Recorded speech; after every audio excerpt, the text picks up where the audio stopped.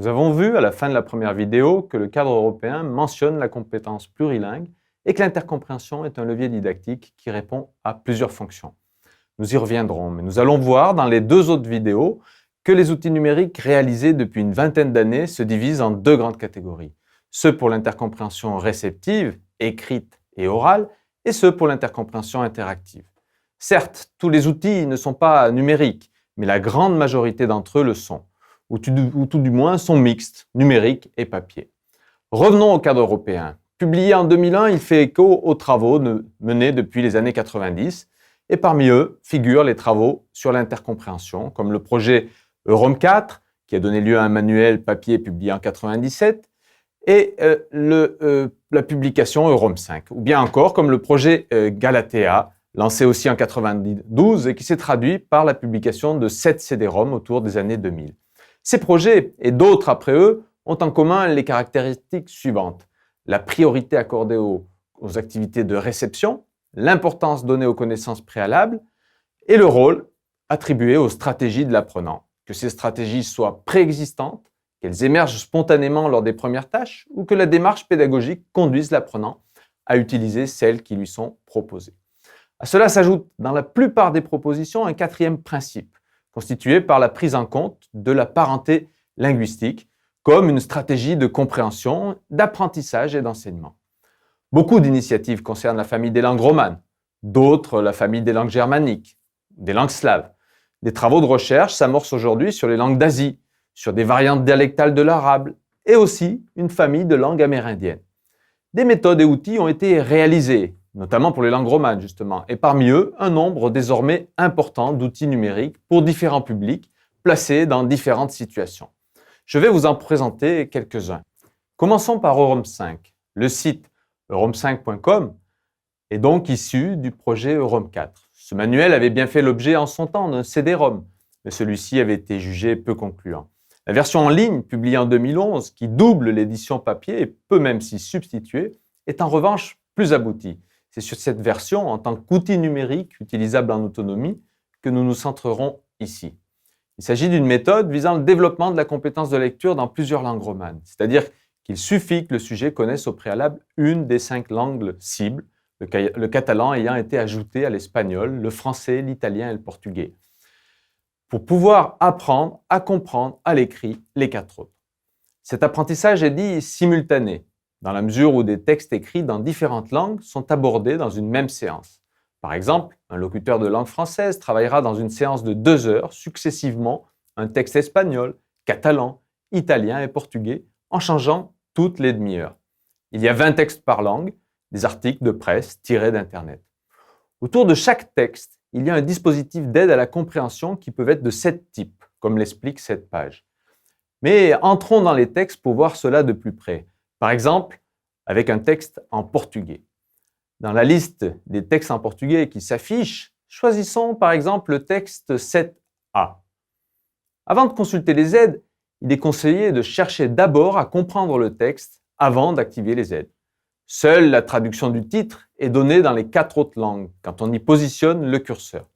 Les segments bleu foncé, affichables à partir du dernier bouton d'aide en bas à droite, offrent une traduction dans les 4 autres langues. Mais il est recommandé de les utiliser peu ou seulement en dernier recours. Il est possible d'activer toutes les aides pour voir où elles se situent.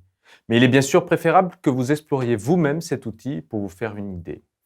Il est clair que dans une telle approche, le rôle des aides est essentiel. Elle s'appuie ici sur une comparaison très pertinente des 5 langues concernées par rapport aux objectifs visés, au niveau lexical et graphophonologique, comme dans la plupart des outils que nous verrons, et au niveau morphologique et syntaxique, avec des apports originaux. En revanche, rien ne motive véritablement la construction du sens, si ce n'est la motivation initiale du lecteur. Par exemple, l'envie de comprendre, de se prouver qu'on est capable, de découvrir des liens entre les langues. Cette motivation est-elle suffisante? Une utilisation en groupe avec un tuteur est-elle possible? Serait-elle plus stimulante? Seule l'expérimentation pourra nous dire quelque chose. Passons maintenant au projet Galatea. Dans les CD-ROM Galatea, la construction du sens est au contraire sous-tendue par des questions de compréhension globale et des activités multimédia qui stimulent une compréhension détaillée. Hélas, ces CD-ROM, qui datent de la fin des années 90, ne sont pas accessibles en ligne, même s'ils sont toujours disponibles. on se limitera à voir des écrans des 3 CD-ROM réalisés à l'attention des francophones en direction de l'espagnol, de l'italien et du portugais. Chaque module suit un schéma de ce type en 4 phases. La phase de compréhension détaillée, la troisième, constitue la phase principale d'un module. Elle comprend 2 parties, des activités ludiques de construction du sens et le texte, avec là aussi un dispositif d'aide interactive sous les mots et les segments susceptibles de résister à la compréhension. L'objectif est semblable à celui de ROM 5 puisqu'il s'agit d'atteindre rapidement une compétence de compréhension permettant de lire la presse quotidienne. En revanche, le nombre de textes à lire est moindre puisqu'il se limite à 5 pour une langue donnée. Le but est de faire découvrir l'intérêt de la parenté en stimulant les connaissances préalables et la réflexion, comparaison des langues, et surtout en suscitant des stratégies et une collecte d'indices de sens sans donner des traductions immédiates, mais en sollicitant parfois des traductions ponctuelles de divers segments. L'inconvénient peut être que le lecteur n'explore pas forcément beaucoup d'aide. Il peut même réussir la tâche de compréhension détaillée sans avoir résolu beaucoup de difficultés et il n'en gardera donc a priori que très peu d'acquis. C'est pourquoi une phase de bilan est proposée pour récapituler de manière active les faits linguistiques à retenir pour enrichir sa grammaire de la compréhension de la langue concernée. Au final, cet outil peut être vu comme plus ludique et propédeutique que d'autres du même type. À ce titre, il peut constituer une amorce en autonomie ou en classe avant de faire un travail plus systématique avec ROM 5 par exemple. Le troisième outil que nous abordons maintenant, Eurocom, est issu du projet européen Eurocom. Lancé en Allemagne à partir de 1998, à l'initiative d'universitaires de Francfort et Gießen, Eurocom décline l'intercompréhension autour de 3 familles de langues européennes. Eurocom Germ, Eurocom Sla et Eurocom Rom pour les langues romanes.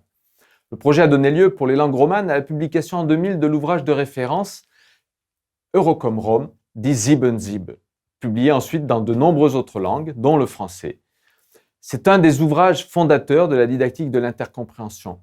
Édité sous la direction du professeur Meissner, il se compose de 2 grandes parties, l'introduction à la didactique de l'eurocompréhension et les 7 tamis, base de transfert pour l'intercompréhension romane. Ces 7 tamis sont des filtres contrastifs qui permettent de faciliter les rapprochements entre les unités lexicales des différentes langues, entre les graphies, les structures de mots, dégageant ainsi des régularités qui vont être retenues comme règles de passage. Eurocom Online est une application sur Internet de cette méthode. Sur eurocompréhension.info, en cliquant sur un des 3 premiers drapeaux, on accède à la même interface où l'on peut choisir une langue romane, l'italien, le roumain, l'espagnol, le portugais ou le catalan. On notera d'emblée 2 choses. Le français ne fait pas partie des langues ciblées et toutes les indications sont en allemand. Cela témoigne du fait qu'au départ, Eurocom Rom propose à des locuteurs d'allemand connaissant le français en tant que langue 2 d'apprendre à lire les autres langues romanes en tirant parti de leurs connaissances préalables, dont le français bien entendu. Inversement, si vous êtes francophone et connaissez un peu l'allemand, vous pourrez en tirer profit, y compris pour développer votre compétence à lire l'allemand. Sinon, ce sera plus difficile. Sur Eurocom Online, les principes avancés dans les 7 tamis sont mis en œuvre systématiquement autour de textes divers tirés d'Internet et retravaillés. Des petites annonces, des textes descriptifs, des conseils pratiques, des instructions, des faits divers. Comme dans les 2 projets précédents, on peut accéder à des aides si l'on clique sur les mots ou groupes de mots qui nous posent problème, comme des formes verbales composées, des locutions composées, des constructions superlatives. Comme on le voit pour ce texte en roumain, il suffit de faire glisser le curseur sur le texte pour voir les segments sensibles. Lorsque l'on clique sur un segment, s'ouvre alors une fenêtre sur la droite de l'écran qui nous propose 3 options. Des aides tirées des 7 tamis, par exemple son appartenance au lexique international, sa parenté avec le français ou avec l'anglais, ou la suggestion d'une stratégie particulière, ou alors une indication morphosyntaxique ou sémantique. Apparaît aussi une icône de bloc-notes qui ouvre un espace où l'on peut saisir sa propre traduction, complète ou partielle, que l'on pourra comparer avec une traduction en allemand dans une phase ultérieure. Enfin, la dernière icône qui apparaît dans cette fenêtre à côté du texte représente une ampoule. En cliquant sur cette icône, des aides complémentaires sur le lexique et la grammaire sont proposées. On peut regretter que Eurocom Online ne soit disponible qu'en allemand, car c'est le seul dispositif avec Eurom 5 offrant un dispositif d'aide hypertextuelle en ligne pour la compréhension de textes écrits. À ceci près qu'à la différence d'Eurom 5, il est en accès libre. Une autre différence est le fait qu'il est possible de cliquer sur n'importe quel mot du texte et ouvrir une fenêtre d'aide. On peut y voir le risque de favoriser un certain butinage. c'est-à-dire une consultation des aides qui ne serait plus pilotée par une construction personnelle du sens, mais par la seule curiosité ou par une démarche linéaire, mécanique. Le quatrième outil que nous allons voir, Itinéraire roman, également en accès totalement libre, est un outil numérique réalisé par l'Union latine qui se différencie nettement des trois premiers dans la mesure où il met en avant en premier lieu la dimension ludique et dans la mesure où il n'offre pas un dispositif d'aide hypertextuelle sur un texte écrit.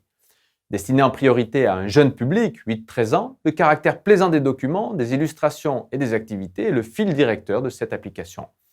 C'est là une autre différence, il est sonore, et cela gagne en importance. Itinéraire roman se décline en 6 modules, chacun d'eux étant articulé autour d'un conte, d'un dialogue narratif ou d'une chanson. Mis à part ce dernier qui prend pour support un rap plurilingue, les documents supports des autres modules se déclinent dans les 6 langues cibles de cet outil, le catalan, l'espagnol, le français, l'italien, le portugais et le roumain.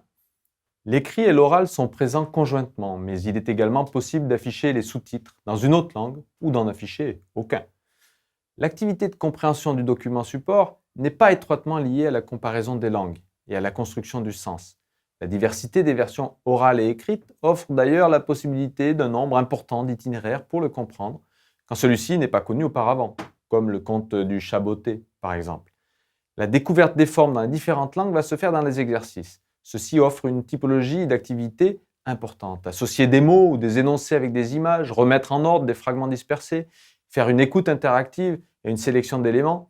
Certaines des activités ont un caractère scolaire plus marqué, comme celle qui consiste à remplir par glisser-déposer un tableau des formes correspondantes, dans 6 langues, les adjectifs de couleur, les pronoms relatifs. Mais en dépit de cela, ça reste une activité ludique. Cela, bien sûr, est à vérifier en situation d'apprentissage. En cas de difficulté, il n'est pas prévu de dispositif d'aide. Si cet outil numérique est utilisé en classe, l'enseignant s'en chargera. S'il est en autonomie, l'enfant devra faire des tâtonnements, explorer ce qu'il parvient à faire et laisser pour plus tard ce qui lui résiste ou consulter les solutions. Je vous invite maintenant à revenir sur ces 4 outils numériques pour les découvrir vous-même et à consulter également les ressources complémentaires. Et à bientôt.